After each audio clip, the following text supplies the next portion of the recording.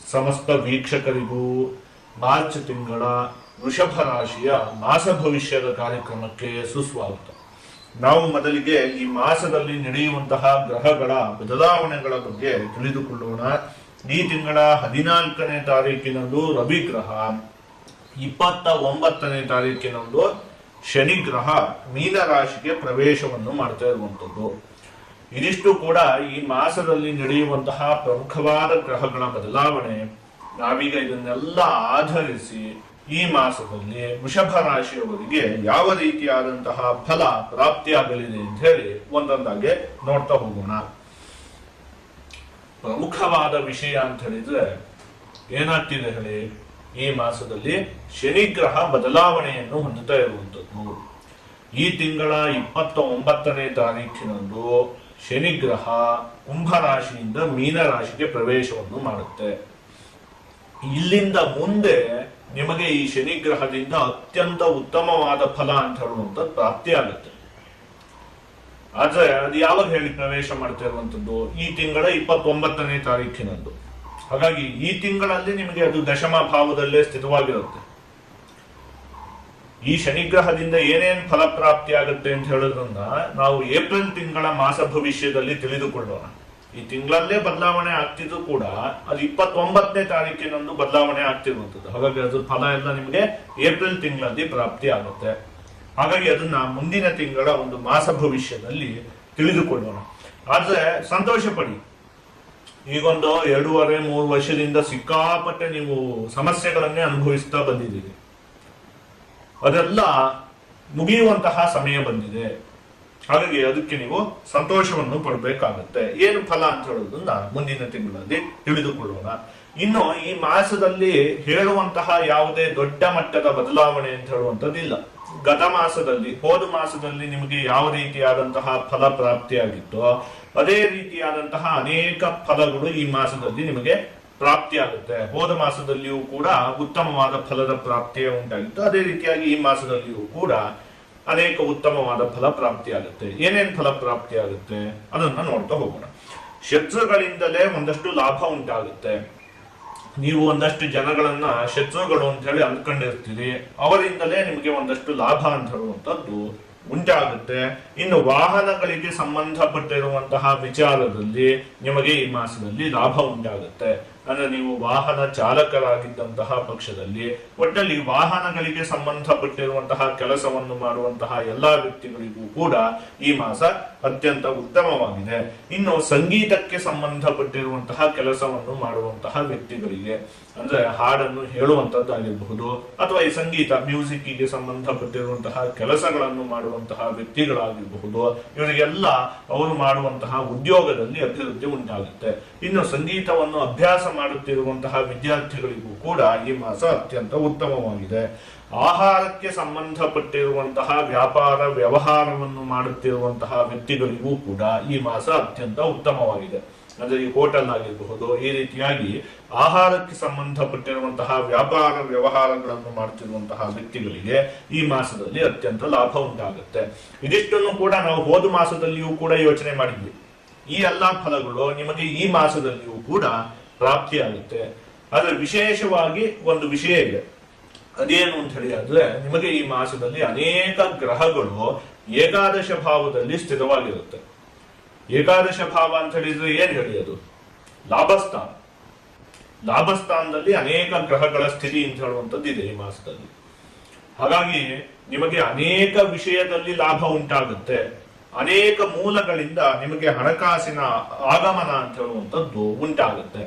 ಒಟ್ಟಲ್ಲಿ ಒಂದೇ ಒಂದು ಮಾತಿನಲ್ಲಿ ಈ ಒಂದು ಮಾಸದ ಭವಿಷ್ಯವನ್ನು ಹೇಳಬೇಕು ಅಂತ ಹೇಳಿ ಆದ್ರೆ, ನಿಮಗೆ ಈ ಮಾಸದಲ್ಲಿ ಖಾಲಿಯಾಗಿದ್ದಂತಹ ಜೇಬು ತುಂಬುತ್ತೆ ಅಂತ ಹೇಳಿ ಹೇಳ್ಬಿಡ್ಬಹುದು. ಅದನ್ನೇ ನಾನು ಯೋಚನೆ ಮಾಡಿದ್ನಲ್ಲ, ಈಗೊಂದು 2-3 ವರ್ಷದಿಂದ ನೀವು ತುಂಬಾ ಕಷ್ಟಗಳನ್ನು ಅನುಭವಿಸಿದ್ದೀರಿ. ಅದೆಲ್ಲ ಮುಗಿಯುವಂತಹ ಸಮಯ ನಿಮಗೆ ಈಗ ಬಂದಿದೆ. ಅದರಲ್ಲೂ ಕೂಡ ಈ ಮಾಸದಲ್ಲಿ ಅನೇಕ ಗ್ರಹಗಳು ಏಕಾದಶ ಭಾವದಲ್ಲಿ ಸ್ಥಿತವಾಗಿರುವುದರಿಂದಾಗಿ ಹಣಕಾಸಿನ ಆಗಮನ ಎಲ್ಲ ತುಂಬಾ ಚೆನ್ನಾಗಾಗುತ್ತೆ. ಒಂದು ಸ್ಟೆಪ್ ಮೇಲಕ್ಕೆ, ಅಂದ್ರೆ ಇಲ್ಲಿವರೆಗೆ ಹೇಗಿದ್ರು ಅದಕ್ಕಿಂತಲೂ ಒಂದು ಮೆಟ್ಟಲು ಹತ್ತಿದ ಹಾಗಾಗುತ್ತೆ ನಿಮಗೆ.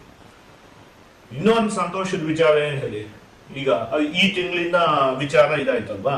ಇನ್ನು ಈ ತಿಂಗಳು ಕೊನೆಗೆ ಶನಿ ಗ್ರಹ ನಿಮಗೆ ಏಕಾದಶ ಭಾವ ಪ್ರವೇಶ ಮಾಡುತ್ತಲ್ಲ, ಮುಂದಿನ ತಿಂಗಳಲ್ಲಿ ಇನ್ನೂ ಒಂದು ಮೆಟ್ಟಿಲು ಹತ್ತದ ಹಾಗೆ. ಆ ಶನಿ ಗ್ರಹದಿಂದ ಇನ್ಮೇಲೆ ತುಂಬಾ ಒಂದಷ್ಟು ಲಾಭ ಅಂತ ಹೇಳುವಂಥದ್ದು ಉಂಟಾಗುತ್ತೆ. ಹಾಗೆ ಮೇ ತಿಂಗಳಲ್ಲಿ ಇನ್ನು ಬೃಹಸ್ಪತಿ ಗ್ರಹ ನಿಮಗೆ ದ್ವಿತೀಯ ಭಾವಕ್ಕೆ ಪ್ರವೇಶವನ್ನು ಮಾಡುತ್ತೆ. ಅಲ್ಲಿಂದ ಇನ್ನೂ ಒಂದು ಮೆಟ್ಲು ಮೇಲಕ್ಕೆ ಹತ್ತಿದ ಹಾಗೆ ಅಲ್ಲೂ ಕೂಡ ಅನೇಕ ವಿಚಾರವಾಗಿ ನಿಮಗೆ ಲಾಭ ಅಂತ ಹೇಳುವಂಥದ್ದು ಉಂಟಾಗುತ್ತೆ. ಅದಕ್ಕೆ ನಾನು ಹೇಳಿದ್ದು ಏನ್ ಹೇಳಿ, ಖಾಲಿಯಾಗಿದ್ದಂತಹ ನಿಮ್ ಜೇಬು ಇನ್ನು ತುಂಬುವುದಕ್ಕೆ ಶುರುವಾಗುತ್ತೆ. ನಿಮಗೆ ಅಭಿವೃದ್ಧಿ ಹೇಗೆ ಅಂತ ಹೇಳಿ ಅಂದ್ರೆ ಒಂದೊಂದೇ ಮೆಟ್ಲಾಗಿ ನಿಮಗೆ ಅಭಿವೃದ್ಧಿ ಅಂತ ಹೇಳುವಂಥದ್ದು ಉಂಟಾಗುತ್ತೆ. ಅದರಲ್ಲಿ ಈಗ ಈ ಮಾಸದಲ್ಲಿ ನೀವು ಮೊದಲನೇ ಮೆಟ್ಲು, ಅನೇಕ ಗ್ರಹಗಳು ಈಗ ಈ ಮಾಸದಲ್ಲಿ ಏಕಾದಶ ಭಾವದಲ್ಲಿ ಸ್ಥಿತವಾಗಿದೆಯಲ್ಲ, ಹಾಗಾಗಿ ಇಲ್ಲಿಂದಲೇ ನಿಮಗೆ ಅಭಿವೃದ್ಧಿ ಅಂತ ಹೇಳುವಂಥದ್ದು ಉಂಟಾಗುವುದಕ್ಕೆ ಆರಂಭ ಆಗುತ್ತೆ. ಈ ಮಾಸದಿಂದಲೇ ಖಾಲಿಯಾಗಿದ್ದಂತಹ ನಿಮ್ಮ ಜೇಬು ತುಂಬುವುದಕ್ಕೆ ಶುರುವಾಗುತ್ತೆ. ಒಟ್ಟಲ್ಲಿ ಈ ವರ್ಷದಲ್ಲಿ ನಿಮಗೆ ಹೀಗೆ ಕ್ರಮವಾಗಿ ಅಭಿವೃದ್ಧಿ ಅಂತ ಹೇಳುವಂಥದ್ದು ಉಂಟಾಗುತ್ತೆ. ರವಿಗ್ರಹ ಮುಖ್ಯವಾಗಿ ಈ ಮಾಸದಲ್ಲಿ ಏಕಾದಶ ಭಾವದಲ್ಲಿ ನಿಮಗೆ ಸ್ಥಿರವಾಗಿರುತ್ತೆ. ಆ ಸಂದರ್ಭದಲ್ಲಿ ಅರ್ಥಂಚ ಸುಕುಲಾಚಾರ ಗೃಹೇ ನಿತ್ಯೋತ್ಸವ ಶುಭ ನಿತ್ಯ ಮಾಧುರ್ಯ ಭುಕ್ತಿಶ್ಚ ಲಾಭೇ ಚೈಕಾದಶೇ ರವು ಅಂತ ಹೇಳಿರುವಂಥದ್ದು. ಅರ್ಥ ಹಣಕಾಸಿಗೆ ಸಂಬಂಧಪಟ್ಟಿರುವಂತಹ ವಿಚಾರದಲ್ಲಿ ಅಭಿವೃದ್ಧಿ ಉಂಟಾಗುತ್ತೆ. ಹೇಗೂ ನೋಡಿದ್ವಲ್ಲ, ಗೃಹೇ ನಿತ್ಯೋತ್ಸವ ಶುಭ, ಮನೆಯಲ್ಲಿ ಒಂದಷ್ಟು ಮಂಗಳ ಕಾರ್ಯಗಳೆಲ್ಲ ನಡೆಸುವಂತಹ ಯೋಗ ನಿಮಗೆ ಇದೆ. ಈ ರೀತಿಯಾಗಿ ಈ ರವಿಗ್ರಹದಿಂದ ನಿಮಗೆ ಈ ಮಾಸದಲ್ಲಿ ಅನೇಕ ಶುಭ ಫಲಗಳು ಪ್ರಾಪ್ತಿಯಾಗುತ್ತೆ. ಇದಿಷ್ಟು ಕೂಡ ನಿಮಗೆ ಈ ಮಾಸದಲ್ಲಿ ಪ್ರಾಪ್ತಿಯಾಗುವಂತಹ ಶುಭ ಫಲಗಳು. ಒಂದೆರಡು ವಿಚಾರದಲ್ಲಿ ನೀವು ಈ ಮಾಸದಲ್ಲಿ ಒಂದು ಸ್ವಲ್ಪ ಜೋಪಾನವಾಗಿ ಇರ್ಬೇಕಾಗುತ್ತೆ. ಅದೇನು ಅಂತ ಹೇಳಿ ನೋಡ್ತಾ ಹೋಗೋಣ. ಉದ್ಯೋಗದ ವಿಚಾರದಲ್ಲಿ ದೊಡ್ಡ ನಿರ್ಧಾರವನ್ನು ತೆಗೆದುಕೊಳ್ಳುವುದು ಬೇಡ. ಏನಾಗುತ್ತೆ ಹೇಳಿ, ಈ ಮಾಸದಲ್ಲಿ 29ನೇ ತಾರೀಕಿನವರೆಗೂ ಕೂಡ ಶನಿ ಗ್ರಹ ನಿಮಗೆ ದಶಮ ಭಾವದಲ್ಲೇ ಸ್ಥಿರವಾಗಿರುತ್ತೆ. ಹಾಗಾಗಿ ಈ ಮಾಸ ಆದ್ಮೇಲೆ ಅದು ಏಕಾದಶ ಭಾವಕ್ಕೆ ಹೋಗುತ್ತೆ, ಆಮೇಲೆ ತುಂಬಾ ಚೆನ್ನಾಗಿ ಲಾಭ ಎಲ್ಲ ಉಂಟಾಗುತ್ತೆ. ಆದ್ರೆ ಈ ಮಾಸದಲ್ಲಿ ಅದು ದಶಮ ಭಾವದಲ್ಲೇ ಸ್ಥಿರವಾಗಿರೋದ್ರಿಂದಾಗಿ ನೀವು ಏನು ಉದ್ಯೋಗ ಮಾಡ್ತಿದ್ದೀರೋ ಅದನ್ನು ಹಾಗೆಯೇ ಮುಂದುವರಿಸಿಕೊಂಡು ಹೋಗಿ. ಉದ್ಯೋಗದ ವಿಚಾರದಲ್ಲಿ ಯಾವುದೇ ದೊಡ್ಡ ಮಟ್ಟಿನ ಏನು ಕೂಡ ನಿರ್ಧಾರವನ್ನು ತೆಗೆದುಕೊಳ್ಳಬೇಡಿ. ಏನೋ ಬದಲಾವಣೆಯನ್ನು ಮಾಡುವಂಥದ್ದು ಇರಬಹುದು, ಇಂಥದ್ದೆಲ್ಲ ಏನು ಮಾಡೋದು ಬೇಡ. ಇದೊಂದು ಮಾಸ ಏನ್ ಮಾಡ್ತಾ ಇದ್ದೀರೋ ಅದನ್ನು ಹಾಗೆ ಮುಂದುವರಿಸಿಕೊಂಡು ಹೋಗಿ. ಇನ್ನು ತಂದೆ ತಾಯಿಗಳ ಮನಸ್ಸಿಗೆ ನೋವಾಗದಂತೆ ನೀವು ನಡೆದುಕೊಳ್ಳಬೇಕು. ದಶಮ ಭಾವದಲ್ಲಿ ಶನಿ ಗ್ರಹದ ಸ್ಥಿತಿ ಇದೆಯಲ್ಲ, ಇದೀಗ ಅದರದ ಒಂದು ಕೊನೆಯ ಕಾಲ. ಹಾಗಾಗಿ ಆದಷ್ಟು ನೀವು ತಂದೆ ತಾಯಿಗಳ ಮನಸ್ಸಿಗೆ ನೋವಾಗದೇ ಇರುವ ರೀತಿಯಲ್ಲಿ ನಡೆದುಕೊಳ್ಳಬೇಕು. ಇವೊಂದೆರಡು ವಿಚಾರದಲ್ಲಿ ನೀವು ಒಂದು ಸ್ವಲ್ಪ ಜೋಪಾನವಾಗಿದ್ದಂತಹ ಪಕ್ಷದಲ್ಲಿ ಈ ಮಾಸ ನಿಮಗೆ ತುಂಬಾ ಚೆನ್ನಾಗಿದೆ. ಅನೇಕ ಮೂಲಗಳಿಂದ ಹಣಕಾಸಿನ ಆಗಮನ ಅಂತ ಹೇಳುವಂಥದ್ದು ಉಂಟಾಗುತ್ತೆ. ನಿಮ್ಮ ಅಭಿವೃದ್ಧಿಯ ಮೊದಲ ಮೆಟ್ಟಿಲು ಈ ಮಾಸ. ಮುಂದಿನ ಮಾಸ ಅದರ ಒಂದು ಎರಡನೇ ಮೆಟ್ಟಿಲು. ಶನಿ ಗ್ರಹ ಏಕಾದಶ ಭಾವಕ್ಕೆ ಹೋಗುತ್ತಲ್ಲ, ಅದು ನಿಮ್ಮ ಅಭಿವೃದ್ಧಿಯ ಎರಡನೇ ಮೆಟ್ಟಿಲು. ಅದು ಅದಾದ್ಮೇಲೆ ಮೇ ತಿಂಗಳಿದೆಯಲ್ಲ, ಅದು ನಿಮ್ಮ ಅಭಿವೃದ್ಧಿಯ ಮೂರನೇ ಮೆಟ್ಟಿಲು. ಗುರುಗ್ರಹ ಕೂಡ ದ್ವಿತೀಯ ಭಾವಕ್ಕೆ ಹೋಗುತ್ತೆ. ಹಾಗಾಗಿ ನಿಮ್ಮ ಅಭಿವೃದ್ಧಿ ಎನ್ನುವಂಥದ್ದು ಈ ಮಾಸದಿಂದ ಆರಂಭ ಆಗುತ್ತೆ. ಈಗ ಇದನ್ನೆಲ್ಲ ಒಟ್ಟುಗೂಡಿಸಿ ಒಂದೊಂದೇ ವಿಚಾರದಲ್ಲಿ ಈ ಮಾಸದಲ್ಲಿ ಯಾವ ರೀತಿಯಾದಂತಹ ಫಲ ಪ್ರಾಪ್ತಿಯಾಗಲಿದೆ ಅಂತ ಹೇಳಿ ನೋಡ್ತಾ ಹೋಗೋಣ. ಮೊದಲನೇದಾಗಿ ಆರೋಗ್ಯಕ್ಕೆ ಸಂಬಂಧಪಟ್ಟಿರುವಂತಹ ವಿಚಾರದಲ್ಲಿ ಯಾವುದೇ ದೊಡ್ಡ ಮಟ್ಟಿನ ಸಮಸ್ಯೆ ಅಂತ ಹೇಳುವಂಥದ್ದು ಕಾಡುವುದಿಲ್ಲ. ಇನ್ನು ಕುಟುಂಬಕ್ಕೆ ಸಂಬಂಧಪಟ್ಟಿರುವಂತಹ ವಿಚಾರದಲ್ಲಿ ನೀವು ನೋಡಿದ್ವಲ್ಲ, ನಿಮಗೆ ದ್ವಿತೀಯ ಭಾವದಲ್ಲಿ ಕುಜಗ್ರಹದ ಸ್ಥಿತಿ ಇದೆ. ಹಾಗಾಗಿ ಮನೆಯ ಸದಸ್ಯರ ಜೊತೆ ಒಂದು ಸ್ವಲ್ಪ ನೀವು ಮೃದುವಾಗಿ ವರ್ತನೆಯನ್ನು ಮಾಡಬೇಕಾಗುತ್ತೆ.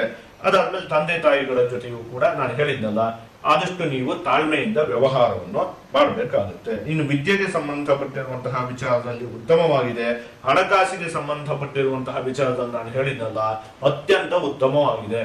ಅನೇಕ ಮೂಲಗಳಿಂದ ನಿಮಗೆ ಹಣಕಾಸಿನ ಆಗಮನ ಅಂತ ಹೇಳುವಂಥದ್ದು ಉಂಟಾಗುತ್ತೆ. ಆದ್ರೆ ಏನ್ ಹೇಳಿ, ದ್ವಿತೀಯ ಭಾವದಲ್ಲಿ ಕುಜಗ್ರಹದ ಸ್ಥಿತಿಯೂ ಕೂಡ ಇದೆಯಲ್ಲ, ಹಾಗಾಗಿ ಬಂದಿರುವಂತಹ ಹಣವನ್ನೆಲ್ಲ ನೀವು ಆದಷ್ಟು ಉಳಿಸಿಕೊಳ್ಳಿ ಅಂತ ಹೇಳಿ. ಆದ್ರೆ ತುಂಬಾ ಕಡೆಯಿಂದ ಹಣ ಬರ್ತಿದೆ, ಹಣಕ್ಕೇನು ಕೂಡ ಕೊರತೆ ಇಲ್ಲ ಅಂತ ಹೇಳಿ ಯಾರಾದ್ರೂ ಸಾಲ ಗೀಲ ಕೇಳಿದಂತಹ ಪಕ್ಷದಲ್ಲಿ ಈ ಮಾಸದಲ್ಲಿ ನೀವು ಕೊಡುವುದಕ್ಕೆ ಹೋಗ್ಬೇಡಿ. ಸಾಲವನ್ನು ಕೊಡುವಂಥದ್ದು ಇಂಥದ್ದನ್ನೆಲ್ಲ ಮಾಡಿಬಿಟ್ರೆ ಮತ್ತೆ ಆ ಹಣ ನಿಮ್ಗೆ ವಾಪಸ್ ಬರುವುದಿಲ್ಲ. ಬಂದಿರುವಂತಹ ಹಣವನ್ನು ಆದಷ್ಟು ನೀವು ಜೋಪಾನವಾಗಿ ಕಾಪಾಡಿಕೊಳ್ಬೇಕು.